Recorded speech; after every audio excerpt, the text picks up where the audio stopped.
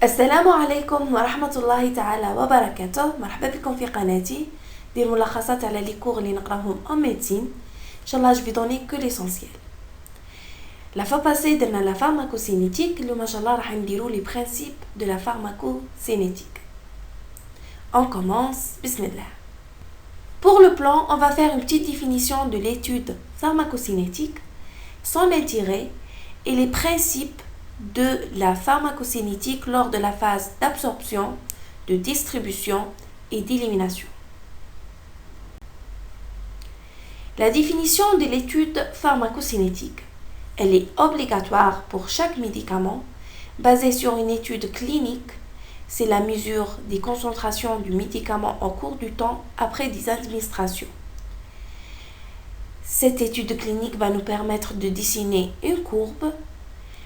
À travers elle, on va déterminer les paramètres pharmacocinétiques. Son intérêt, c'est la comparaison de la bioéquivalence entre le médicament de référence dit princeps et le médicament générique. Le suivi thérapeutique et pharmacologique des médicaments surtout à index thérapeutique étroit. Et en dernier, c'est établir un schéma posologique. Au fur et à mesure, en avançant le cours, on va bien expliquer ces trois intérêts. Les paramètres, on a, comme j'ai dit le plan, on a les paramètres d'absorption, de distribution et d'élimination. Aujourd'hui, Inch'Allah, on va juste les paramètres d'absorption. Il y a la distribution et l'élimination pour la prochaine fois, Inch'Allah. Les paramètres d'absorption les plus souvent utilisés sont 4. عندنا la surface sous la courbe, appelée en anglais area under curve. عندنا la biodisponibilité, la concentration minimale, la concentration maximale et Tmax.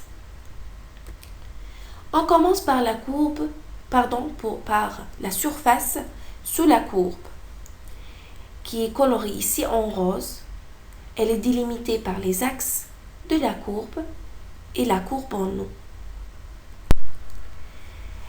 Cette surface sous la courbe reflète la quantité du médicament ayant atteint la circulation générale. Elle évalue l'exposition totale au médicament. Pour son intérêt, elle permet le calcul de la biodisponibilité des médicaments. On va bien expliquer cette notion. La prochaine diapo parlons sur la biodisponibilité. Elle est utilisée dans les études de la bioéquivalence entre un médicament générique et un médicament de référence princeps. Par exemple, après l'administration d'1 gramme du médicament de référence, on trouve que 700 mg a atteint la circulation générale au bout d'une heure.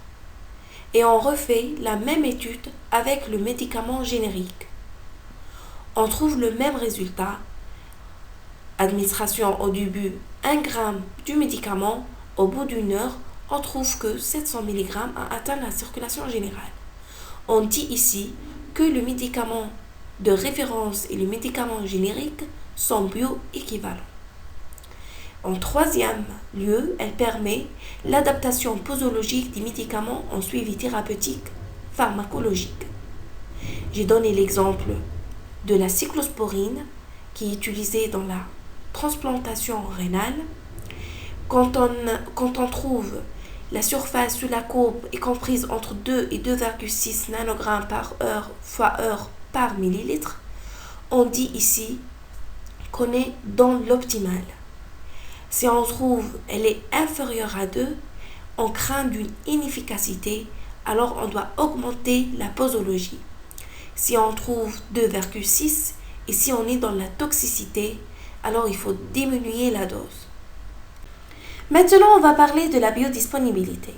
Après une administration extravasculaire d'un médicament, ça veut dire par n'importe quelle voie d'administration sauf la voie intraveineuse. La biodisponibilité est la fraction de la dose qui atteint la circulation générale et la vitesse avec laquelle elle l'atteint. Elle peut varier de 0 à 100%. La biodisponibilité de la voie intraveineuse est dite de référence, car elle est de 100%. Si vous vous rappelez quand on a fait le cours de pharmacocinétique et quand on a parlé de la phase d'absorption, on a dit que toute la dose administrée par voie intraveineuse atteint la circulation générale d'une façon complète et rapide. Pour calculer la biodisponibilité, on a dit qu'on aura besoin de la surface sous la courbe, qui est le premier paramètre qu'on a étudié. La biodisponibilité égale le rapport entre la surface sous la courbe par voie orale sur la surface de la courbe par voie intraveineuse, qui est de référence. Quand elle est comprise entre 80 et 100%, on dit que la biodisponibilité est excellente. Elle est bonne entre 60 et 80%, moyenne entre 40 et 60%, alors elle est mauvaise si elle est inférieure à 40%. L'intérêt du calcul de la biodisponibilité. On a la comparaison entre deux voies d'administration, par exemple la voie orale et rectale, entre deux formes galéniques, forme sirop et sachet, et la comparaison entre la bioéquivalence des médicaments génériques et princeps. Et à la fin, on doit choisir le médicament ou la forme ou bien la voie d'administration dont la quantité du médicament absorbé est grande et la vitesse dont elle atteint la circulation générale est rapide. La biodisponibilité nous permet aussi le calcul du rapport des doses lors du relais. Par exemple, la biodisponibilité orale du médicament est de 50%. On devra administrer pour cette voie 2 fois la dose de celle administrée par la voie intraveineuse. On est arrivé maintenant au troisième paramètre, c'est la C-min, concentration minimale, appelée aussi C0, la concentration résiduelle ou la concentration à la vallée. Elle est mesurée avant chaque nouvelle administration du médicament. Elle est représentée ici par la flèche rouge. J'ai donné l'exemple de la cyclosporine qui est un immunosuppresseur utilisé en transplantation d'organes, surtout en transplantation rénale. Si on trouve la C-min est comprise entre 100 et 150 nanogrammes par millilitre au bout d'une année d'utilisation, et on est ici dans l'optimal.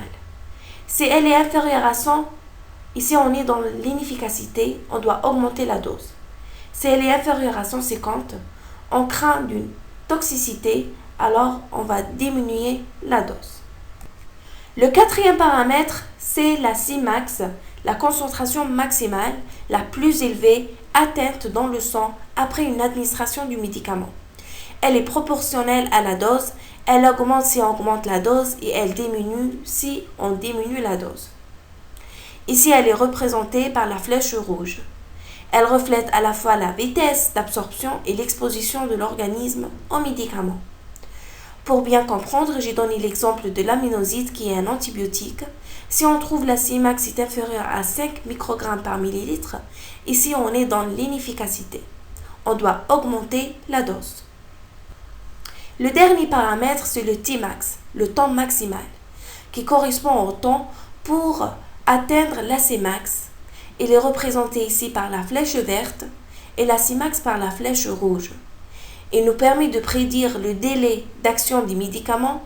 On doit choisir le médicament qui agit rapidement et aussi utilisé dans les études de bioéquivalence entre un médicament générique et un médicament de référence princeps. Comme ça, on a terminé la première partie du cours sur les principes de la pharmacocinétique lors de la phase d'absorption. Je vous dis merci, bon courage. N'hésitez pas de nous rejoindre sur le groupe Facebook JustStat pour l'échange de nos informations. Merci.